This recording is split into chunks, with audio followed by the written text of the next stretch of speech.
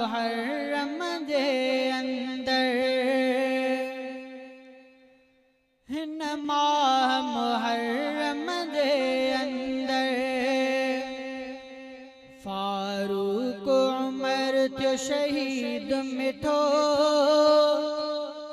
हिन माह मुहर्रम में प्यारो हजरत हुसैन शहीद थियो हिन माह मुहर्रम जे अंदर फारूक उमर थियो शहीद मिठो हिन माह मुहर्रम में प्यारो हजरत हुसैन शहीद थियो हिन माह मुहर्रम जे अंदर जंहिं कुफ्र खे हो कमज़ोर कयो शैतान भी जंहिं खां हो डिॼंदो जंहिं कुफ्र खे हो कमज़ोर कयो शैतान भी जंहिं खां हो डिॼंदो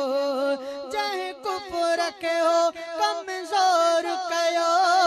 शैतान भी जंहिं खां हो डिॼंदो शेर खे नबवी मुसल्ले ते लिखी कातिल पंहिंजो वार कयो हिन माह मुहर्रम में प्यारो हजरत हुसैन शहीद थियो हिन माह मुहर्रम जे अंदर फारूक उमर थियो शहीद मिठो हिन माह में प्यारो हजरत हुसैन शहीद थियो हिन माह मुहर्रम जे अंदर महबूब मोहम्मद जो बचड़ो कुर्बान थियो आ करबल में महबूब मोहम्मद जो बचड़ो कुर्बान थियो आ करबल में महबूब मोहम्मद जो बचड़ो कुर्बान थियो आ करबल में जन्नत जे जवानन जो जेको जन्नत जे जवानन जो जेको सरदार सजण आए बणियो हिन माह मुहर्रम में प्यारो हजरत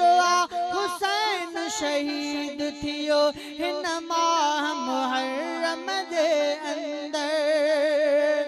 पहिरियत उमर जी शहादत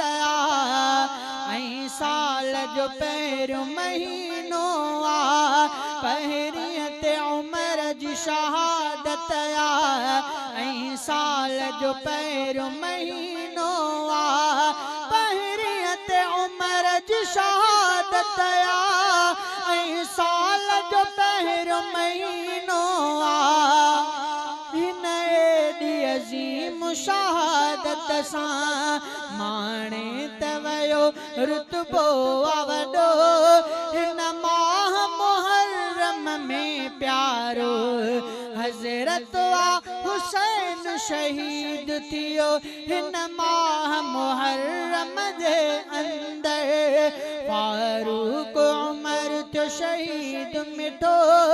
हिन माह मुहर्रम में प्यारो हजरत हुसैन शहीद थियो हिन माह मुहर्रम जे अंदर बई अहसन अल्लाह बख्शदा थी दीन तां व्या कुर्बान है बई अहसन अल्लाह बख्शदा थी दीन तां व्या कुर्बान है बई अहसन अल्लाह बख्शदा थी दीन तां व्या कुर्बान है हिकु सानी खलीफो उम्मत जो हिकु सानी खलीफो उम्मत जो फर्जंद अली जो आहे पियो हिन माह मुहर्रम में प्यारो हजरत